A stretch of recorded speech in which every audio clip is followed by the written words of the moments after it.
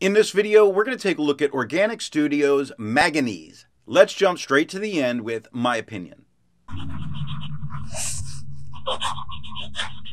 I am a blue-black lover when it comes to inks. I really do tend to enjoy a lot of them. This one's just not one of them. It's just not the tone of blue-black that I tend to go for. It's a bit darker most of the time than I would really want. That said, the ink does perform very well and does tend to give a fairly pleasant look on the page.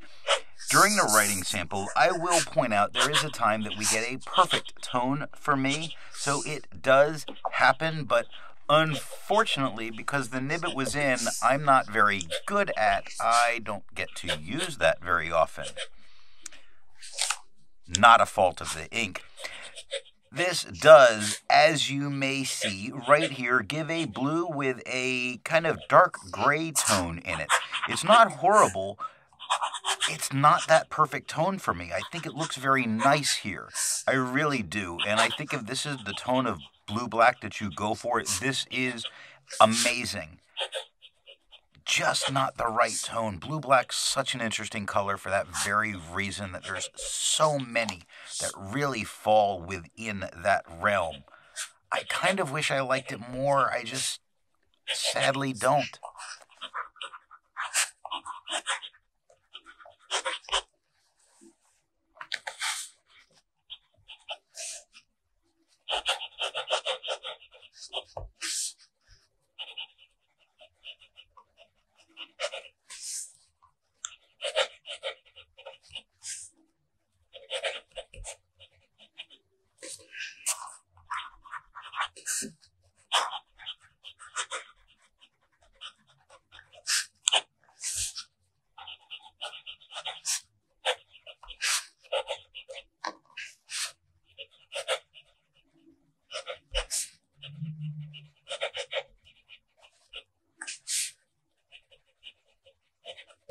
I like to change things up by using a different pen each day. Today that pen is a Visconti Van Gogh with a medium nib.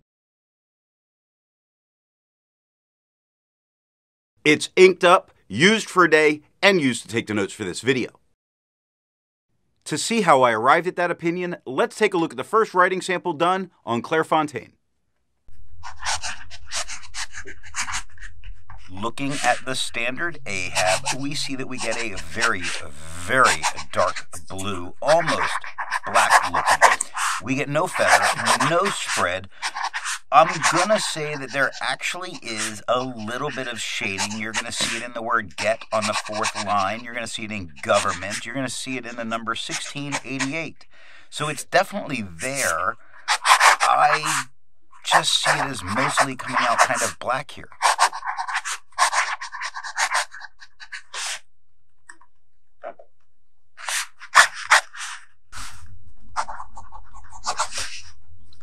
Looking at the gold nib, we're getting largely the same tones that we had with the standard nib.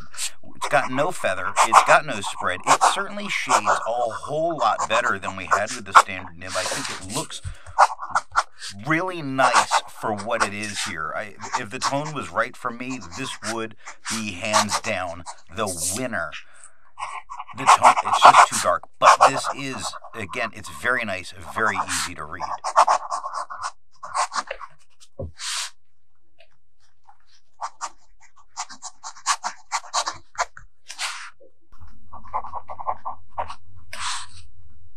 Looking at the Fude nib, I wish I could write with this pen better. The tone is absolutely perfect in what I want. I get that nice darker blue leaning in towards a black in its shading. It gets no feather, it gets no spread, and yes, it shades very well. This is the ink on the page, not my horrific handwriting. This is the best looking on the page, without a doubt here. I wish it looked this way all the time.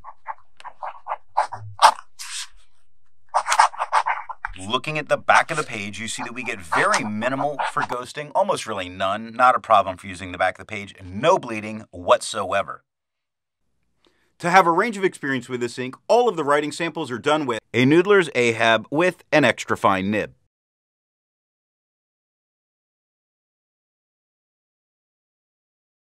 A Noodler's Ahab with a medium nib.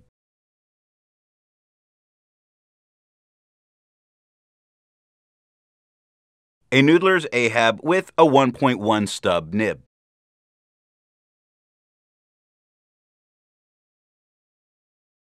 The next writing sample is done in a FieldNotes Steno notebook. Looking at the standard Ahab, we see that we get that very dark blue, but it is not quite the black. We get no feather, we get no spread. As a blue-black, I think it's performing very well here. We are getting some shading going on. Again, it's just that it's not the tone for me, and we're going to hear that a bunch because any criticism I can have is because the tone isn't quite right for me, though it does look very nice here.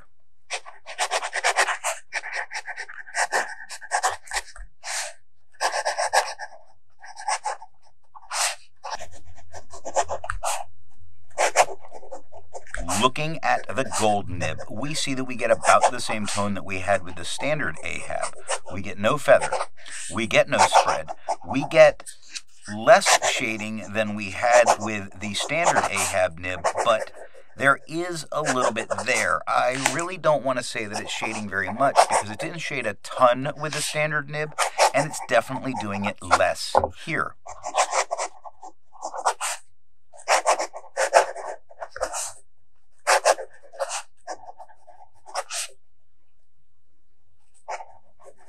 Looking at the Fude nib, the first thing you're going to notice is my horrific handwriting. Let's look past that, and you will see that there is some feathering going on.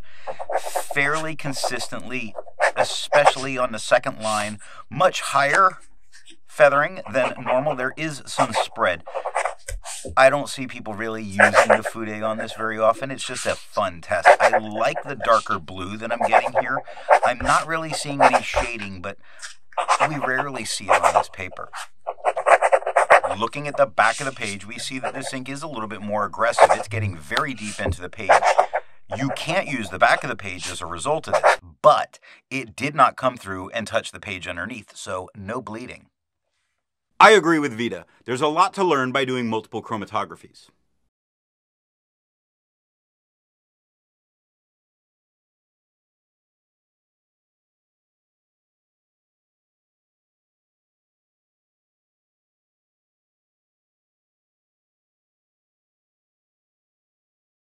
The next writing sample is done in an AmPad Steno notebook.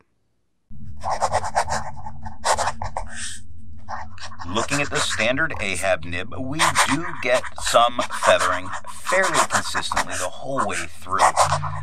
It is a little distracting, to be honest. It's a little much, even though it is very small feathering. It's so consistent that it's a little bit of an issue, and you really see it in his appointment. You see it in until. You're going to see it in had and little. It's a lot. There's not much for spread, and there's absolutely nothing for shading.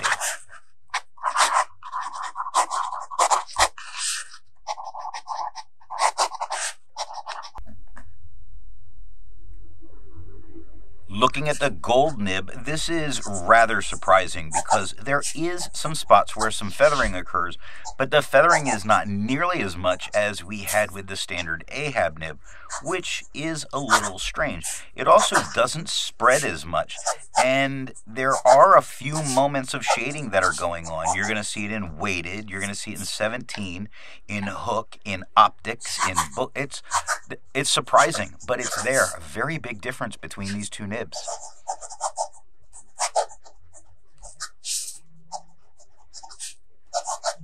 Looking at the Fude nib, we would expect a little bit of feather, and there is. It's actually much better than we had with the standard Ahab. It's there, though. We do get some spread. It's much wetter as a pen.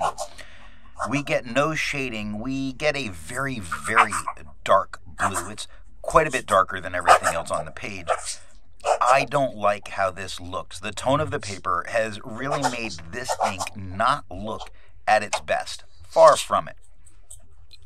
Looking at the page underneath, we see that it did dot the page in a couple spots, and the strangest thing is it only dotted the page underneath the standard AmPad nib. Otherwise, we had no bleeding. The ghosting, you can't use the back of the page. Resistance tests are done to see how this ink can be expected to perform on the page, and more importantly, how hard it may be to clean from your pen. This smear is allowed to dry for 3 days before testing it. And here we see the results of the resistance test.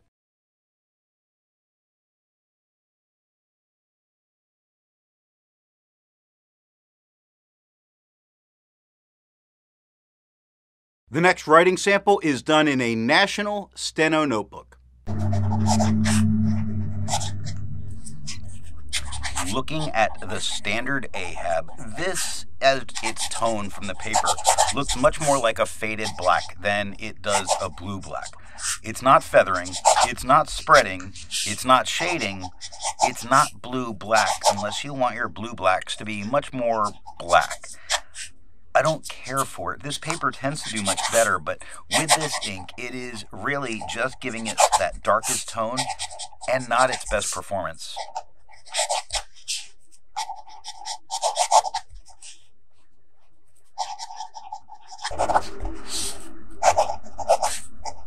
Looking at the gold nib, we get the same tone as the standard AmPad nib. We get no feather, we get no spread, although we do get some shading. You're going to see it in copied, in out, in occasion, in made. Very noticeable shading here. And again, it's going more like a faded black. So it's like it's going kind of gray to black. I don't see much of the blue aspect of it, which is quite strange considering the other writing samples.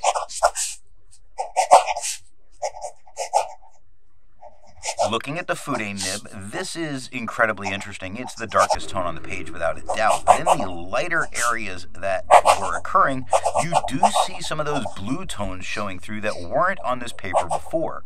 Now, it doesn't really feather. I'm going to take that back because on the later lines, you're going to see leapt. It doesn't really spread. As it gets thicker, that's more a me issue. It does shade, and when it shades fairly well, just not in the tones I would expect.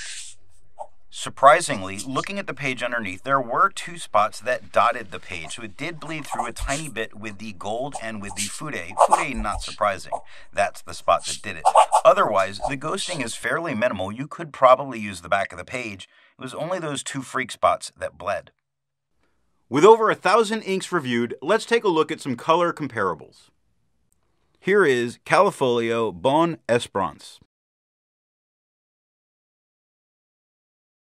Here is Diamine Eclipse. Here is Krishna Permanent Blue Black. Here is Papier Plume Midnight Blue. The next writing sample is done in an Office Depot Steno notebook. Looking at the standard AmPad nib, we see this tone is strange. It's strange. It doesn't feather, it doesn't spread. We do get the lightest hints of the dark blue in there, but it's mostly coming across as a black as a result of the tone of the paper. We do get some shading. You're going to see it in Royal Society. You're not going to see it tons of other places, but it is definitely there when you really look at some of these words. The shadings just not stand out, but it is present.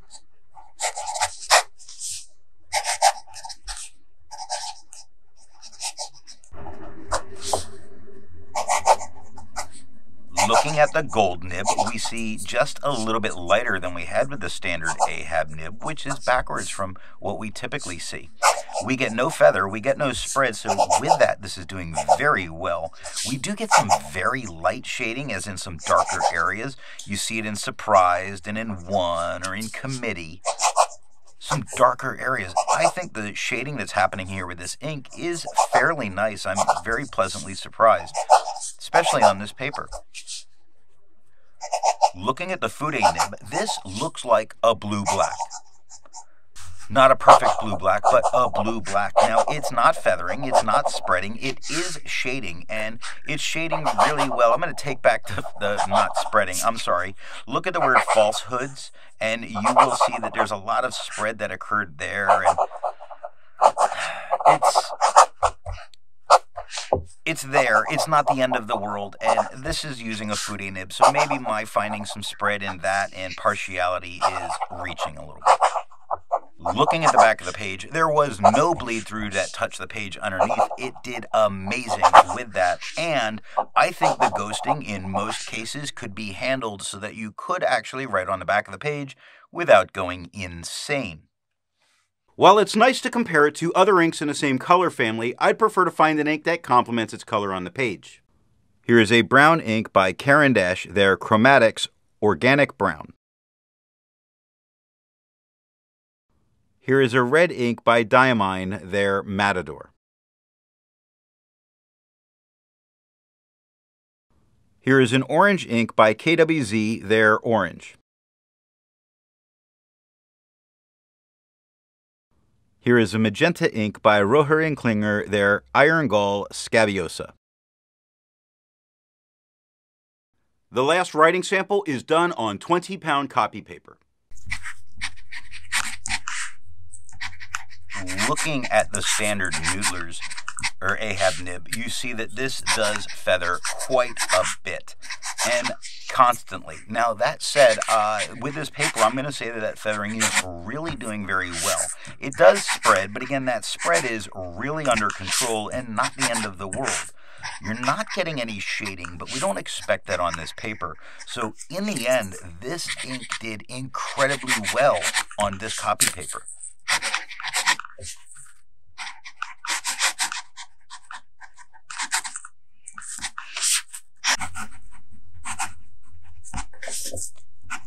Looking at the gold nib, a lot of what you see is second verse, same as the first. We get some feathering. It's minor. It's not the end of the world. In fact, I think it's a little bit less than we had with the standard Ahab nib. We do get a tiny bit of spread, but not the end of the world. We don't get any shading, but we don't expect it here. Again, this ink, I think, has done incredibly well on this paper. Bravo.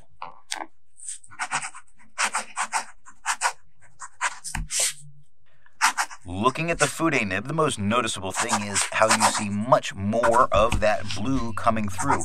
Looks much more like a blue-black than the other pens did. Something to maybe take note of. There is feather, there is spread. Both of those would be expected. Both of those aren't the end of the world. I don't think I would use a Fude nib on this paper. I don't think that would really be wise. But if you could, or if you wanted to, I think you could. It's not horrible. It doesn't really shade. Not expected. Looking at the page underneath, you see I circled some spots where it did touch the next page. It did it with the Fude and with the gold, but not with the standard nib. Also, looking at the back of the page, you see a ton of ghosting. There is no using the back of the paper, but it doesn't corrupt the page underneath. So what nib and pen do I think is going to give the best writing experience with this ink? While I think at times the Fude nib really did give the best tone in how I like to see my blue blacks, I think the best tone that I can reliably get as a blue with gray undertones can be expected from a medium flow, medium nib like the one that you're seeing right now. Not so much from the writing samples with the Ahab. It wasn't bad. Just wasn't for me. It did write a reliable tone there. I'm going with a medium flow, medium nib. I don't know that there's any other option. Unless you're good with a Fude, then run with the Fude. Run home and tell your mother, Charlie.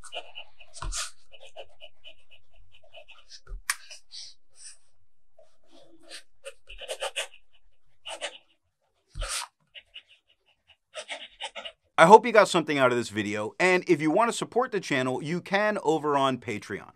Thanks for watching.